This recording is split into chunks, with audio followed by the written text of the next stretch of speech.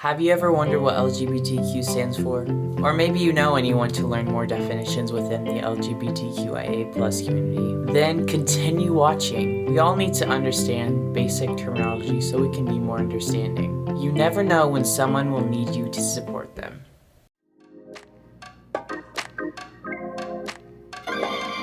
I came out in the beginning of this year and I want to use my platform to encourage education and empathy on LGBTQIA+ issues. Sit back, open your mind, and subscribe. In this video, I'm referencing an article from USA Today titled LGBTQ Definitions Every Good Ally Should Know. So that's a great resource and go check it out. Before I get into those definitions, I want to talk about the acronym that is synonymous with queer culture, and that is LGBT. Bill DALEY in a Chicago Tribune article said, LGBT is an evolving abbreviation, a process that in itself isn't so remarkable. Language morphs all the time, but what's happening with LGBT, like nearly all things pertaining to lesbian, gay, bi, and transgender people, hits on an old age struggle around issues of sexuality, identity, gender, and freedom of expression. Using LGBT explicitly calls out key components of a diverse group. It's fairly effective in recognizing the spectrum of sexual orientation and gender identity in four simple letters.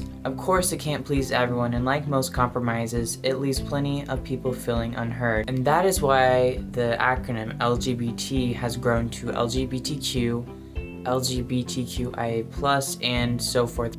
These acronyms are getting bigger to add more people and have more people be heard. Some argue that more letters in the abbreviation LGBT creates more awareness and actually serves as a stronger political muscle. Others see it as more confusing for the general public to understand and something that emphasizes our differences more than our similarities. Regardless of this debate, it is important to understand the terminology surrounding the LGBTQ community, and especially if you're someone who's not part of the community and is critical of the growing acronym.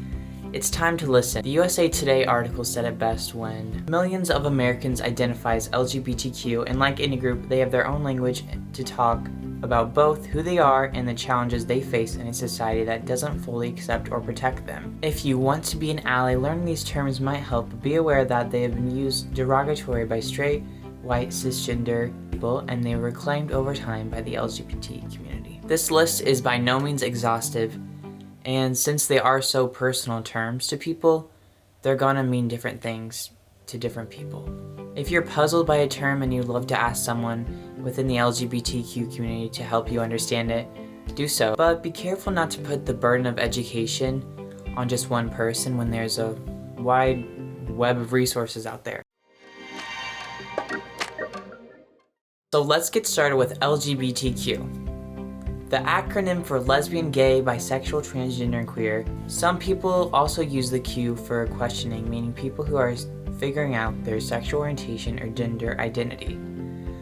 You may also see LGBTQ, you may also see LGBT+, or LGBTQIA. I stands for intersex, and the A stands for asexual, aromantic, and agender. It's also been used to refer to ally. So speaking of intersex, born with sex characteristics such as genitals or chromosomes that do not typically fit the definitions of male or female, and about 1.7% of the population is intersex. I want to go more into depth of intersex because I feel like it's not always covered and talked about. So the UN also says an intersex person is born with sexual anatomy, reproductive organs, and or chromosome patterns that do not fit the typical definition of male or female. This may be apparent at birth or become so later on in life. An intersex person may identify as female or male or as neither.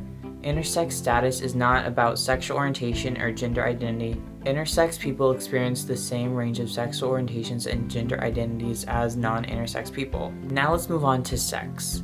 The biological differences between female and male. Gender, the social constructs we assign to male and female. So when someone says gender stereotypes, this is meaning the way we are assuming people should act or do based on their gender, like boys don't wear pink or girls wear pink, or I don't know.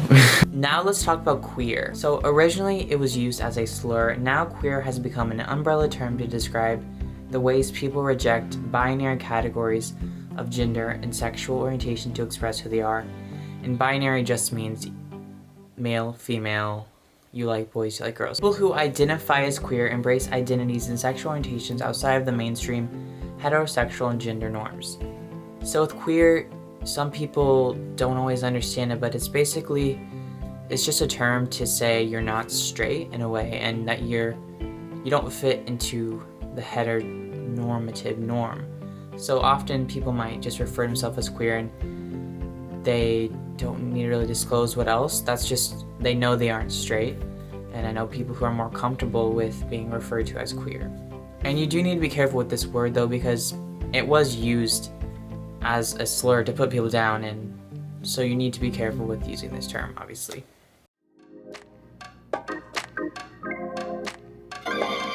So now let's move on to talking about terminologies regarding sexual orientation. So sexual orientation is how a person characterizes their sexuality, and according to Ryan Watson, a professor of human development and family studies at University of Connecticut, there are 3 distinct components of sexual orientation. It's comprised of an identity, like saying I'm gay, a behavior, having sex with the same gender, and attraction. I'm sexually attracted to the same gender. All of these 3 might not line up for all people. And with this, you don't say sexual preference because that implies it is a choice and it can't be changed. Gay, a sexual orientation that describes a person who is emotionally or sexually attracted to the people of their own gender, commonly used to describe men. Lesbian, a woman who is emotionally or sexually attracted to other women. Bisexual, a person who is emotionally or sexually attracted to more than one sex or gender. Pansexual, a person who can be attracted to all different kinds of people regardless of their biological sex or gender identity. And Miley Cyrus opened up about being pansexual a few years ago. Asexual is someone who does not experience any sexual attraction with another person. Demisexual is someone who doesn't develop sexual attraction to anyone until they have a strong emotional connection. Aromantic, a person who experiences little or no romantic attraction to others. You can see how some of these kind of overlap, which is why there's always an argument within the LGBT community that having this long acronym for all these different identities is counterproductive.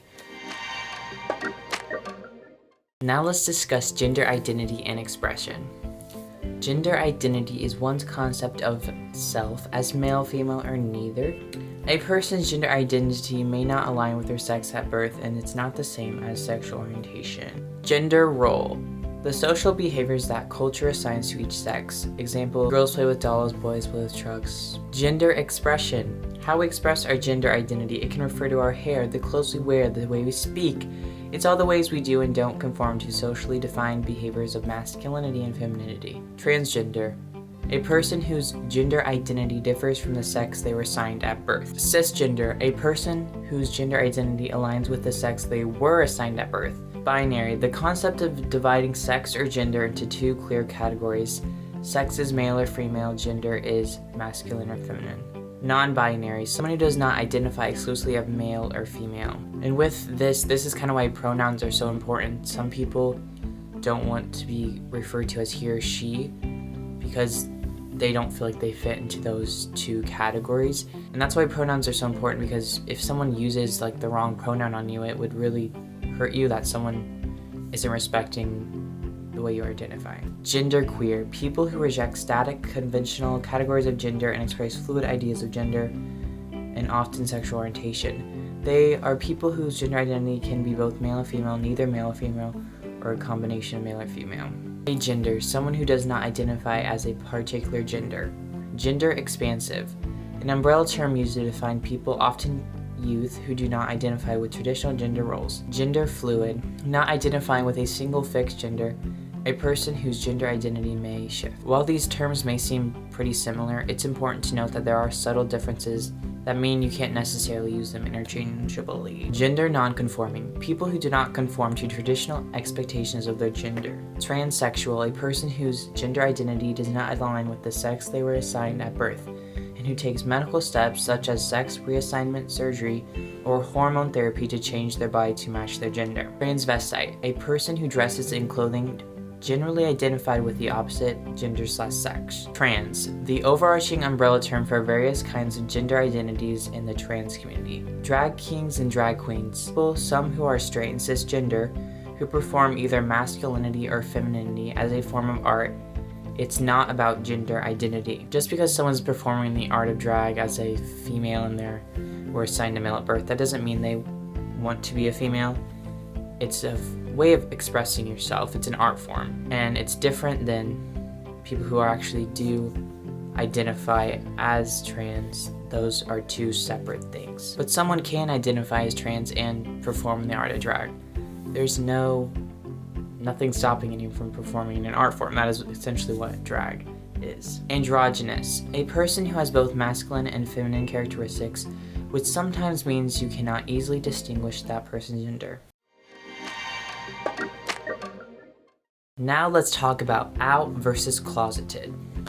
Coming out is the complicated, multi-layered, ongoing process by which one discovers and accepts their own sexuality and gender identity, and one of the most famous coming outs was Ellen DeGeneres in her Time magazine article cover, whatever you would call it, where she said, "Yep, I'm gay." And the next most famous was when Noah Show came out publicly on his YouTube. No, I'm just kidding. But I am. Anyway, so that is what coming out is, and I've talked about that before in my last previous video. If you want to check it out, it's why coming out shouldn't be a thing, and you might be confused by what that means. Why are you saying that? That's weird.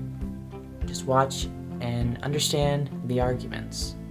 Outing is publicly revealing someone's sexual orientation or gender identity without their consent. Living openly. An LGBT person who is comfortable with being out about in their sexual orientation or gender identity. Closeted. An LGBTQ person who will not or cannot disclose their sex, sexual orientation, or gender identity to a wider world. Passing, a person who is recognized as the gender they identify with. And there's also straight passing, which means you look like or act like someone who is appearing to be straight. Now let's talk about attitudes. An ally, a person who is not LGBTQIA+. Allies stand up and speak out even when the people they are allying for aren't there, and that was said by Robin McCallan, founder and executive director of True Colors, a nonprofit that provides support for LGBT youth and their families. So in other words, it's not all just about pride parades. Heterosexual privilege refers to the societal advantages that heterosexuals get which LGBT people do not. If you're a straight family that moves into a new neighborhood, for example, you probably do not have to worry about if your neighbors will accept you. Heteronormative, a cultural bias that considers heterosexual being straight the norm. When you first meet someone, do you automatically assume they are straight? That's heteronormativity. Heterosexism, a system of oppression that considers heterosexuality the norm and discriminates against people who display non-heterosexual behaviors and identities. Cissexism, I cannot say this word, but it's a system of oppression that says there are only two genders at birth which are considered the norm, and that everyone's gender aligns with their sex at birth. Homophobia, discrimination, prejudice, or fear based toward people who are attracted to members of the same sex. Biphobia, discrimination, prejudice, fear, or hatred towards bisexual people. Transphobia, prejudice towards trans people. Intersectionality, the understanding of a person's overlapping identities, including race, class, ethnicity, religion, sexual orientation, and disability status, impact the way that they experience oppression and discrimination. And that comes to the end of this list. We covered a lot. I hope that was helpful, and I'm not sharing this list to convert more people to being gay or trans or promote the gay agenda. I'm sharing this information so you can have greater understanding and clarity, because when you encounter these definitions in the real world, it's helpful to know what they mean and to be able to understand where a person is coming from. I promise that knowing this information will make you a better friend, family member, and citizen. If I forgot any terms, or if you want to also put in your input about the growing abbreviation for LGBTQ, comment below. I'd love to hear your feedback. In conclusion, I hope this discourse offered you new insight and provoked new thinking. Let's continue to educate with empathy. I'm Noah Takes the World. I'll see you on the next Education and Empathy episode.